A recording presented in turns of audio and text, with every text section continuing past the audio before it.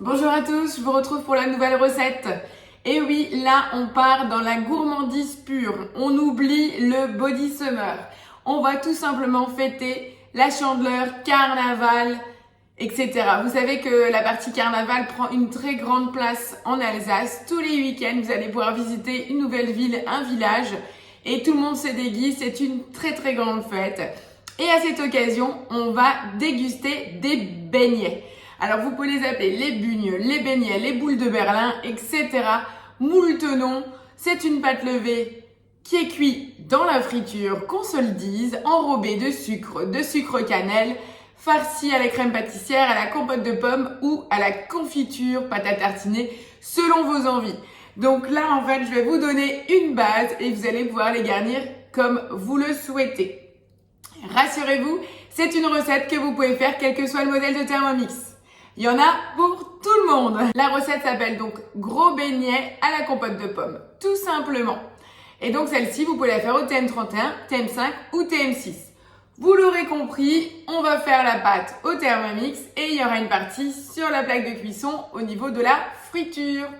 Et vous avez vu, je fais un effort pour 2024, j'utilise de plus en plus ma plaque de cuisson. Et oui, comme quoi la gourmandise nous perd à un moment ou à un autre. Alors, je vous propose de démarrer la recette. Comme d'habitude, je vais apporter 2-3 petites modifications. Je vais le mettre à ma sauce. À vous de voir. Soit, en fait, vous suivez la recette pile poil comme c'est dit, soit vous pouvez utiliser mes astuces également. Allez, on va commencer à cuisiner. On va commencer à mettre 100 g d'eau minérale. On vient rajouter 125 g de lait. 20 g de levure de boulanger. Donc vous connaissez l'astuce. Allez, pour les nouveaux, je vais vous le montrer. Je déballe mon cube de levure fraîche. 40 g de levure fraîche, c'est pour 1 kg de farine. Donc vous avez votre petit rectangle. Et au lieu de chercher la hauteur, à quel niveau vous allez le trancher comme ça, vous allez prendre d'angle à angle. Et comme ça, ça vous fait un triangle. Et vous êtes au plus juste pour avoir vos 20 g. Voilà, je récupère mon triangle de levure, voilà, et hop, je le mets tout entier dedans. 22 g, il y avait noté sur l'écran, donc vous voyez, on ne peut pas être plus juste. Là, regardez, il nous demande de mettre le couvercle et le gobelet, et là, il nous demande de mélanger 30 secondes à la vitesse 1. Mais on ne fait pas chauffer. Donc c'est là où moi, en fait, je fais une modification. Je sors de la recette et je vous le fais en live parce qu'avec mes clients, je vous le dis tout le temps, mais là, je vous le fais. J'enregistre la recette à l'étape. Je viens ici et je vais tout simplement sur le mode bouilloire. Et bien entendu, je vais baisser à 37 degrés et j'enclenche. Vous allez me dire, ça sert à quoi? Alors, pour celles qui n'ont pas le TM6, TM31, TM5, vous allez programmer 3-4 minutes, 37 degrés, vitesse 1. Là, sur le mode bouilloire, je ne mets que la température, pas de temps. C'est lui qui va arrêter tout seul, puisque forcément, quel que soit le volume de liquide, la durée va être plus ou moins longue. Moi, j'aime bien en fait commencer toutes mes pâtes levées, que ce soit une pâte à pain, pizza, brioche ou une pâte à beignets, tout ce qui a besoin d'un développement, une pousse de pâte. J'aime bien commencer en fait la base du liquide avec la levure, des fois même le sucre dedans, à 37 degrés. La pâte se développe beaucoup plus, mais ça c'est mon astuce. Je vous la transmets, après vous faites comme vous voulez. Donc avec le demi-cube qui nous reste, là c'est l'occasion de le mettre dans du sel au frais et au congélateur. Et oui, au congélateur, vous pouvez le garder jusqu'à 1 mois. Ou alors, très rapidement, vous refaites une deuxième tournée de beignets ou les pizzas. Et voilà, mon mode bouilloire vient de sonner, on est bien à 37. Je retourne dans ma recette en cliquant sur le petit livre vert, exactement à l'étape où nous étions, là. Donc, je saute l'étape des 30 secondes à la vitesse 1 et je viens maintenant rajouter 550 g de farine.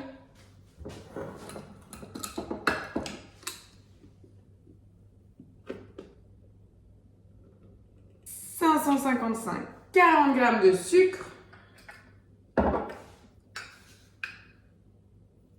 Après, on nous propose de rajouter un sucre vanille, donc c'est encore une dizaine de grammes de sucre. Moi, je mets juste une goutte d'extrait de vanille. Voilà, donc 10 g de sel également. nous demande un œuf entier et 2 jaunes d'œufs. Tout est prêt ici. Regardez, un œuf, 2 jaunes d'œufs. Allez.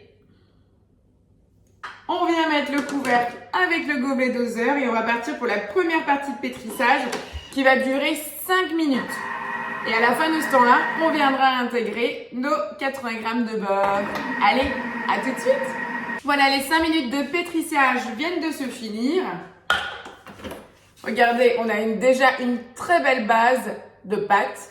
Et moi, ce que j'aime bien, c'est que mon bol reste tiède. D'où l'avantage, en fait, de faire lever à 37. 80 g de beurre, vous les avez là. Je remets le couvercle. Et là, on repart pour 5 minutes en pétrissage.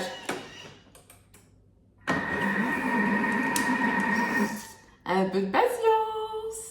Voilà, les 5 minutes suivantes viennent de se finir. Et là, on a un bol qui a carrément chauffé. Et oui, le pétrissage chauffe votre bol.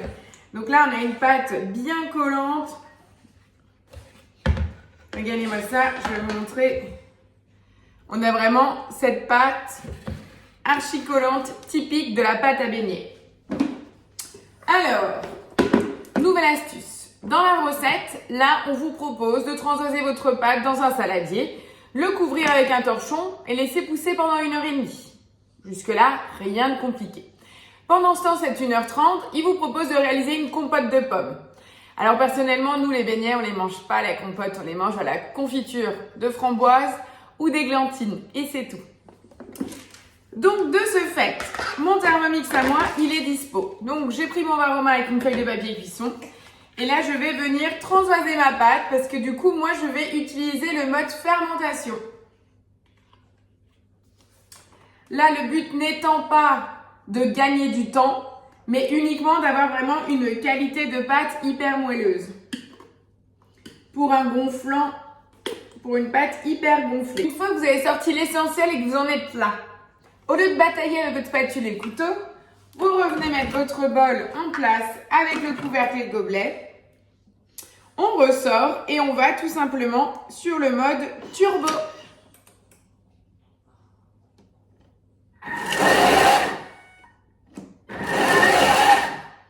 On entend qu'elle colle bien.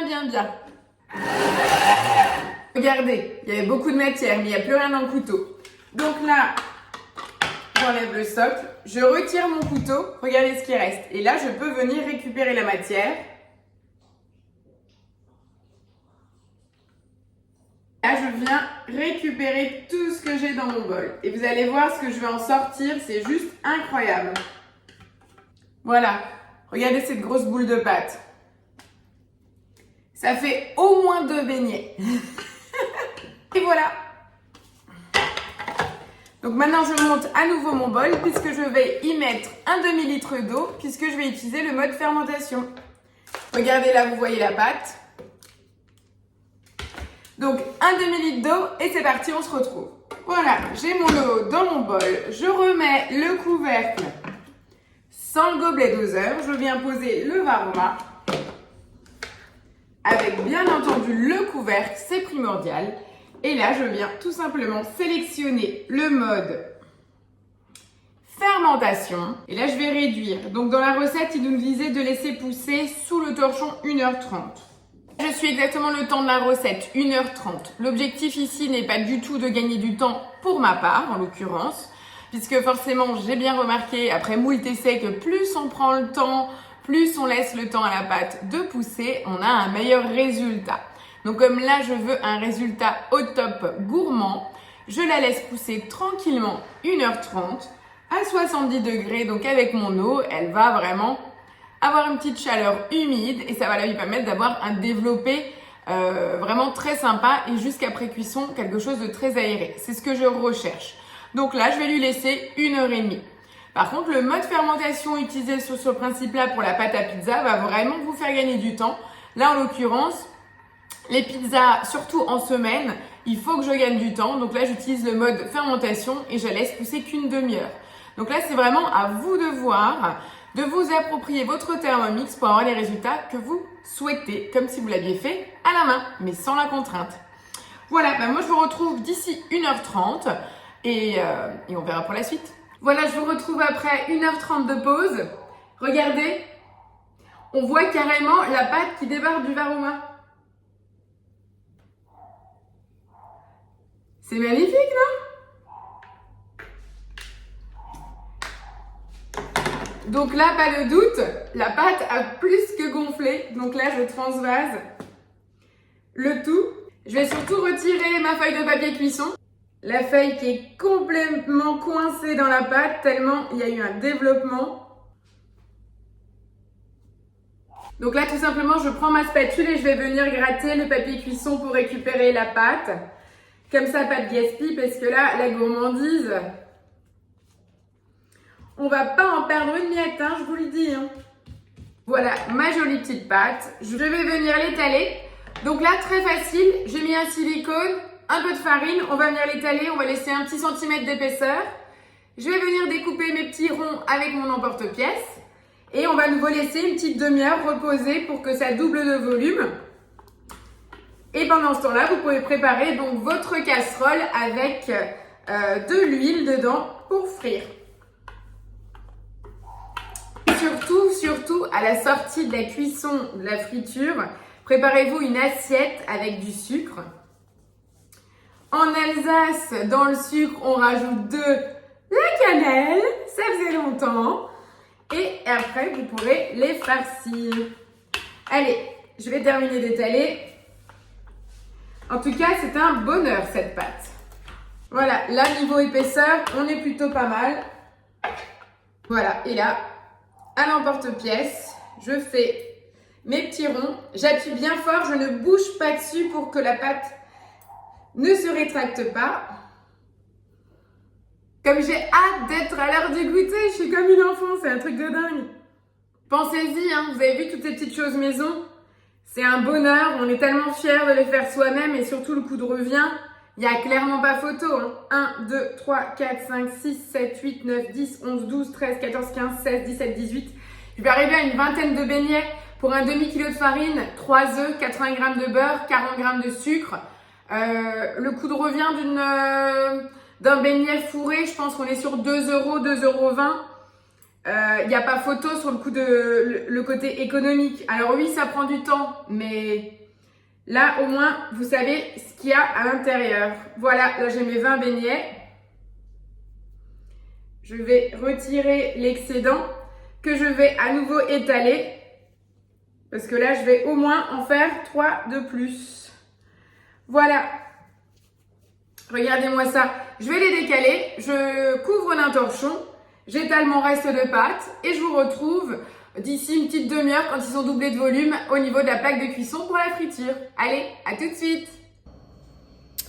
Voilà, je vous retrouve donc après une demi-heure de pouce. Regardez comme ils ont doublé.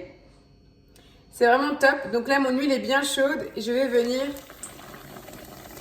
les mettre à l'intérieur. Et normalement, ils vont encore gonfler. Donc voilà. Regardez comme ça gonfle. Et ça se retourne. Donc, une petite sauteuse avec 2 cm d'huile. De l'essuie-tout pour absorber l'excédent. Là, une assiette avec du sucre. Et mon récipient final. Alors, pour vous donner une petite idée, hein, ça m'a donné 30 beignets. 30 beignets. Alors là, moi, j'en ai fait des 6 cm de diamètre. Si vous les voulez plus gros, vous pouvez. Voilà, tout est une question de goût. Donc là, vous pouvez les tourner pour qu'ils colorent. Faire attention que votre huile ne soit pas trop chaude pour qu'il ne colore pas trop vite et que l'intérieur ait le temps de cuire. Un petit aller-retour sur l'essuie-tout.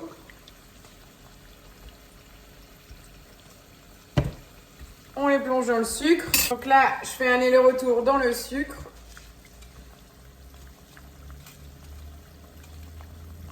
Et c'est parti. Et on continue, on reproduit. Ouh, ça va vite.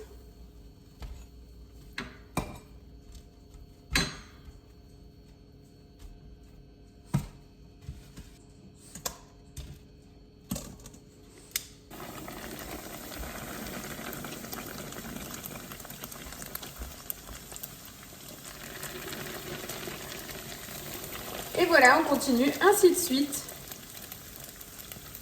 C'est surtout le dingue comme il gonfle, regardez là.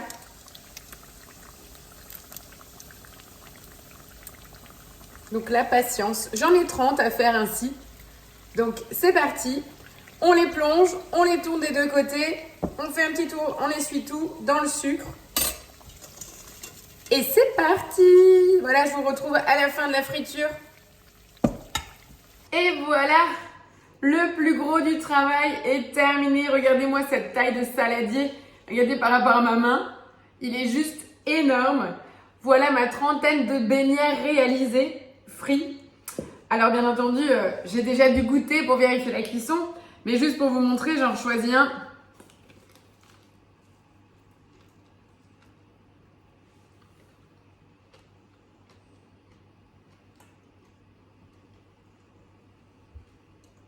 Ils ont tellement gonflé déjà sur ma planche et en plus après en les mettant dans l'huile, vous avez vu comme ils ont gonflé, certains se retournaient. Mais voilà, vous comprenez pourquoi ils se retournent, il y a carrément une grosse bulle. Donc là, ils sont encore tièdes, c'est excellent, mais vraiment, je me retiens parce que sinon au goûter, il n'y en aurait plus. Donc moi là, ils sont nature. Vous pouvez les manger nature ou alors vous pouvez les farcir avec la compote de pommes comme c'était donné initialement. Nous, ça sera plus confiture, fraises, églantines et framboises. Ou alors, bien sûr, vous pouvez utiliser aussi le caramel au beurre salé fait au Thermomix. À vous de me dire quelle est la tradition chez vous. N'hésitez pas à commenter cette vidéo. Et je vous donne rendez-vous la semaine prochaine pour une nouvelle gourmandise. Allez, ciao ciao!